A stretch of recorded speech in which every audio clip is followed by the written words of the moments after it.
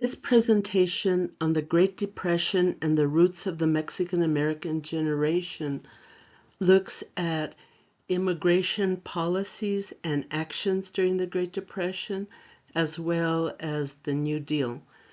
Both of these that happened during the 1930s really laid the foundation for a strong Mexican-American identity. From 1880 to 1940, the majority of Mexican origin people in the United States were Mexican-born. This changes in 1940 when the demographic is flipped and U.S.-born U.S. citizens of Mexican descent become the majority of the Mexican community. This is partially because of the repatriations and the deportations that pushed between 1 and 2 million people across the border to Mexico. And it has a huge effect on identity and on the new generation, the Mexican-American generation. To give you some concepts as a foundation to all of this, the Great Depression was an economic crisis for everyone. It was the greatest economic crisis that the U.S. has ever faced. You can often tell how a society is doing by how its children are doing. So in New York City, school teachers found that children were playing eviction as a game, rather than what kids often play of setting up a little home. Throughout the 1930s, there is a public narrative pushed by politicians and the media that says that Mexican immigrants don't deserve public assistance, in other words, welfare, and they don't deserve jobs. So Mexican immigrants are blamed both for not working and for working.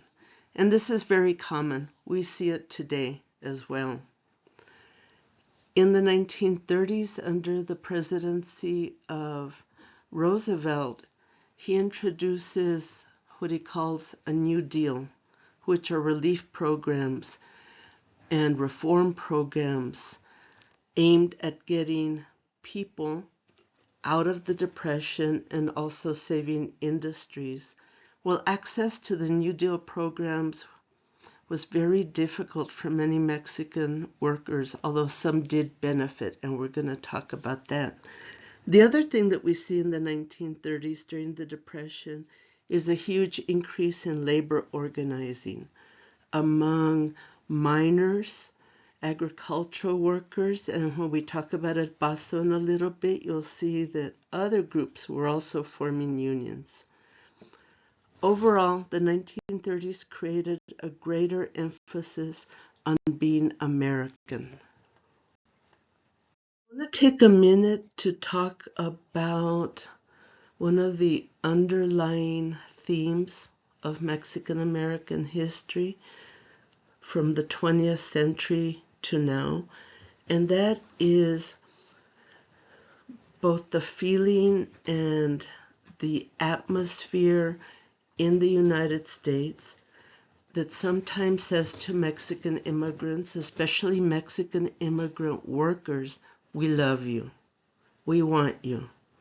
So remember that Mexican workers are being recruited to the United States as early as the 1880s. And in the 1910s and 1920s, you'll remember that agriculture and railroads were recruiting Mexican workers, especially families. But almost every other decade, you see the contrary, which is Mexican immigrants, we hate you.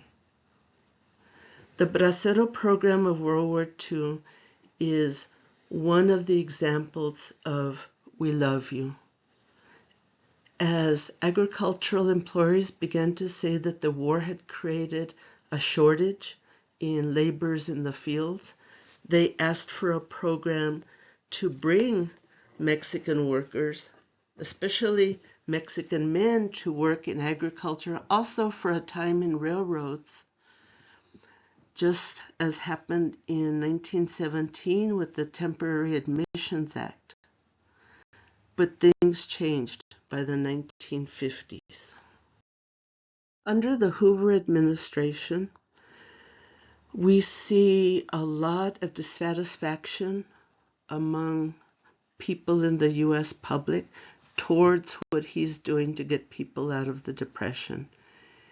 He didn't believe in helping people individually. He believed that industry should voluntarily make changes to help get us out of the Depression. And the Depression, just to say a few words about that, was not Hoover's fault. The Depression came about because of our economy of the 1920s that was built on credit and that was built on consumer durable goods, things like cars, houses, appliances, things that people don't replace very often. So once the market was saturated, there were not any people to be buying houses and other consumer durable goods. So it was the way that our economy was set up in the 20s that led to the Depression. But nevertheless, Hoover is blamed for the Depression because he is president when it begins. And he, in the eyes of Americans, is not doing enough. You have, for example, veterans of World War I marching on Washington, demanding that they get a special benefit that they were promised in the future. But they wanted that monetary benefit now during the Depression when they needed it. And Hoover and his advisors responded by attacking the veterans. And you might have seen that recently veterans marched on Washington, talking about how the Trump administration is the most anti-veteran administration to date. So we see these ongoing trends. There was a farm strike during his administration. So lots of negative publicity for Hoover. And he has to figure out how to deflect all this negativity away from him and towards somebody else. So Mexican immigrants become the scapegoats during the Depression. And people are saying things like American jobs for real Americans. And that also might sound familiar to today. So what happens during the Great Depression is that the Secretary of Labor, Doak, begins a deportation campaign. And the deportation campaign was centered in big cities like Los Angeles, and it was really to create fear among immigrants. So the deportation raids were very public. They took place in parks, in places where people worked, so very public places, and then they were advertised on the front page of newspapers. And it was really about scaring immigrants. 60% of the deportees were U.S. citizens. They were the children. So the deportation campaign has a huge effect on the Mexican community. In the 1930s, related to the deportations, and sometimes confused as the same thing, but they are not the same thing, are the repatriations. Repatriation, returning to your homeland.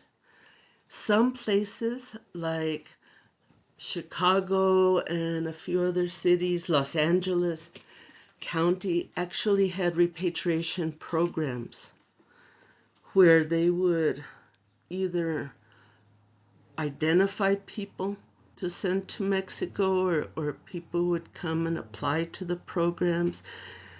And why would people apply to return to Mexico? Well, one is the lack of jobs. But just as important is the fact that in the United States during the Depression, since the public narrative is that Mexican immigrants are to blame. There's a great deal of anti-Mexican violence. There were barrios that were burned down, for example. People were beat up. In El Paso, people were dressing up as Border Patrol agents and forcing people to cross the border into Juarez, and then they couldn't return. So some of the repatriations are voluntary and some of them are not voluntary. But again, the majority of people that are repatriated to quote unquote their homeland were actually U.S. citizen children. Most of who had never been to Mexico, many of whom did not speak Spanish. So repatriates were put on trains, brought to El Paso, because remember El Paso and Juarez are the railway hub. They're brought to El Paso and sent to Juarez, and the Mexican government says that it's going to help get the people back to their towns in Mexico. But if the United States is suffering from the economic crisis, it's even worse in Mexico. So neither the cities in Mexico nor the federal government have the resources to help repatriates. In El Paso, because of the repatriation, a lot of businesses in South El Paso go out of business because they don't have clients anymore. A lot of the tenement buildings are empty, so the city government condemns them and demolishes them. In Juarez, as thousands of repatriates were suddenly arriving, people were put to stay in the horse race tracks in the weather, and some people died. Here in El Paso, the Mexican American community held fundraisers so that they could help repatriates. And again, some of the repatriation was voluntary, so you had different organizations where families gathered together and came in cars to El Paso to cross into Mexico. But the repatriations, like the deportations, created a great deal of fear and insecurity in the Mexican community in the United States. To continue with this idea of we love you, we hate you. So let's reiterate. 1910s and 20s Mexican workers, including families, are being recruited.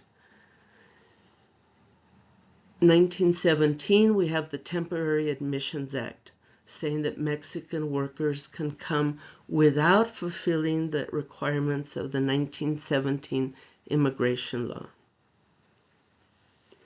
1930s, the repatriations and the deportations that end up with 1 to 2 million Mexican origin people pushed back across the border.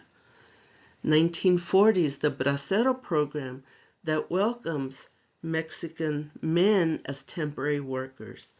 And then the 1950s, we go back to the we hate you attitude. One of the things that happens because of the Bracero program is that thousands of men come to work in the United States during its lifetime, 1942 to 1964. They create relationships with employers. They learn about different places in the United States. They learn what it's like to work in the United States. So concurrent with the Bracero program, especially in the 50s into the 60s, is a growth of Mexican men crossing the border, not through the Bracero program, not through the immigration process, but crossing without documents. Again, politicians and the media say we need to get rid of these people. So in 1954, the federal government creates Operation Wetback. The INS, or the Immigration and Naturalization Service, claims that in that year deported over 1 million migrants. But really that was propaganda, so they would continue to get funding. Scholars say that it was closer to 300,000. So again, Operation Wetback, like the deportations 20 years earlier, is set very publicly so that it gets a lot of news coverage, like what you see right here in the Los Angeles Times, 1954. Roundup of wetbacks in LA still on. And it is really created to make the Mexican origin population very fearful, so they will leave on their own. I'm not sure if you'll be able to see this video. Yes, I think you can. But in this video, it's one of the many times that Trump promises to launch the biggest deportation operation in history. And he talks about President Eisenhower, so that's a reference to Operation Wetback. So here we are in 2025, back to We Hate Mexicans.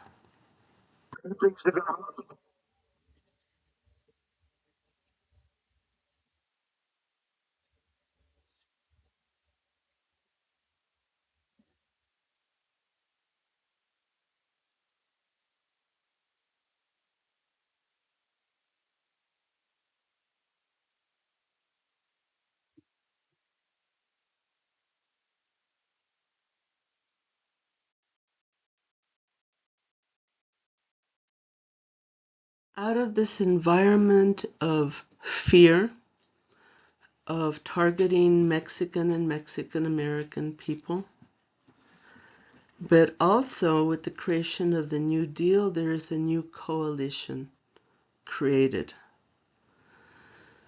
The New Deal that I'm going to talk about in a second in a little more detail is created in the first 100 days of Roosevelt's presidency. There are things within the New Deal, however, that make it very inequitable.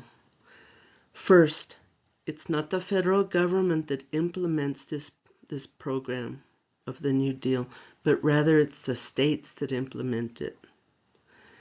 So that means that whatever racial system exists in a state, it's going to be reflected in how the programs are carried out. Whatever gender systems exist in a state are going to be embedded in how the programs are carried out. So I'm talking about dual wages. We know about dual wages. I'm talking about there being Mexican jobs and American jobs. So places like the South that have dual wages for African American workers versus white workers, all of that becomes part of the New Deal. So this is something that, like I say, carries on the inequity. One of the contradictions that occurs during the Great Depression is that the New Deal creates increasing expectations among Mexican immigrants and Mexican Americans. And let me give you an example. One of the New Deal programs is the New Deal National Industrial Recovery Act, which creates the NRA, the National Recovery Administration. You see here the blue eagle, which was the symbol for the NRA. Businesses were asked to put this flyer in their windows to show that they supported the NRA so that people would shop there. The NRA did a variety of things. So, for example, they had industry set wages, standard hours. They told people that they could collectively organize, in other words, create unions. So it's a very interesting program. In El Paso, it's segregated. And let me give you a funny example. Because the federal government really wanted the NRA to get a lot of public support. They had things in cities like NRA parades. They had beauty pageants, Miss NRA. But in El Paso, the people that oversaw the local NRA were segregated. There was basically a white people NRA committee and what they called the Mexican section NRA committee. And even the beauty contest was segregated here. So there was a Miss NRA and a Miss Mexican NRA. But nevertheless, especially that it said people could unionize and people could look to the federal government to help them, it had a very positive effect on Mexican Americans. So one group that organized were domestic workers. El Paso throughout the 20th century was known as the capital of the Mexican maid. And people had maids, and it was a status symbol. So domestic workers in El Paso were paid very, very little, even when it wasn't the Depression. Once the Depression hit, sometimes they were paid in bread or old clothes. So domestic workers organized a union, the Domestic Workers Association in El Paso. And that was so shocking to the employers. They didn't know what to do. They tried to get the union organizer deported. His name was Charles Porras. He was a World War I veteran. They tried to get him deported, but guess what? He was born in New Mexico. He was U.S. born. They couldn't believe that their maids were saying things like, if you don't pay us good wages, living wages, we're going to report you to the federal government. It was on the front page of local newspapers for a while. So increasing expectations that the federal government is going to have their backs. I'm going to give you one more example of organizing in El Paso because this is little known. In 1933, there was a cotton picker strike in the Lower Valley. And there had actually been cotton picking strikes for several years, but it really came to its height in 1933. Farm workers organized to ask for a living wage. And cotton, the way that cotton was paid was by the pound, by the 100-pound. So if you can imagine how much cotton it takes to make 100 pounds. I don't know if you've ever touched raw cotton, but it's very light. So there was debt peonage in the Lower Valley, where people were basically forced to continue picking cotton because, just like we talked about with the company towns, their homes were rented from the farmers. Their food was bought from the farmers. And cotton picking was considered a Mexican job. Whether you had picked cotton or not in the past, if you were Mexican or Mexican American, you were said to, in the press, by government officials, to know how to do it because you're Mexican. Well, during the Great Depression, as farm workers went on strike, law enforcement with immigration officials and agricultural officials and the welfare system all worked together to force Mexicans and Mexican Americans into the fields. Sheriff's deputies forced Mexican American agricultural workers to pick cotton at gunpoint.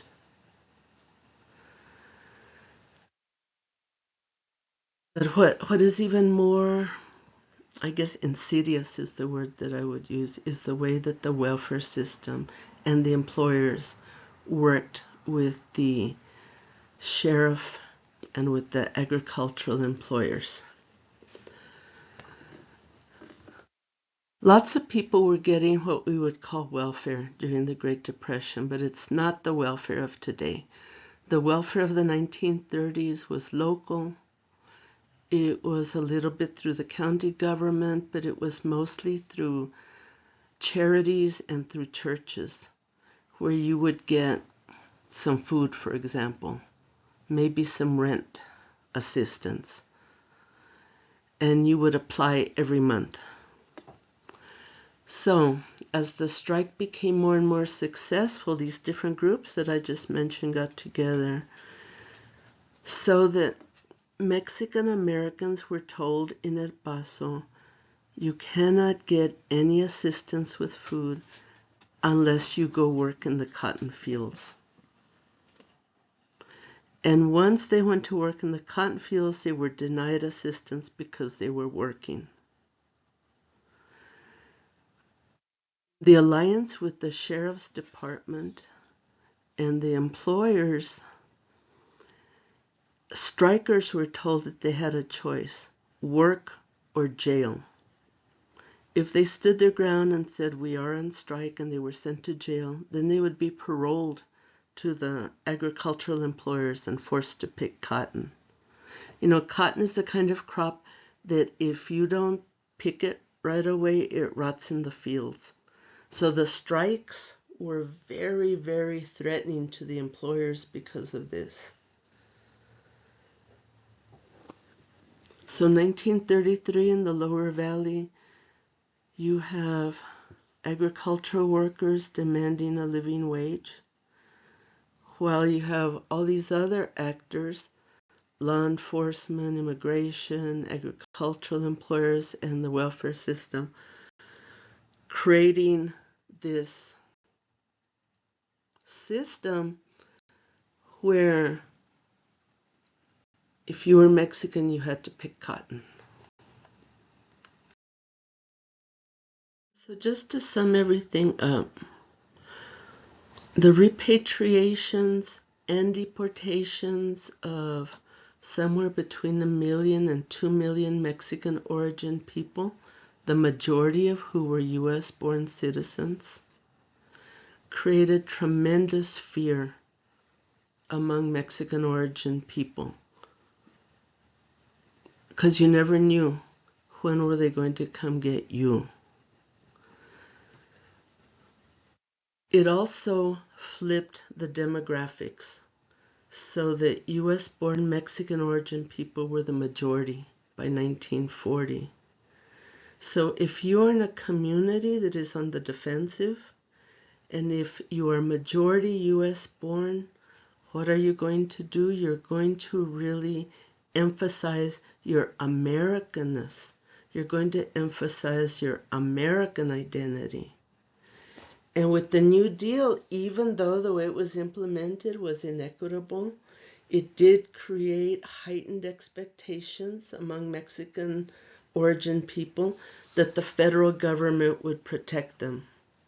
So all of this lays the foundations for a very strong American identity and the beginning of the Mexican American generation.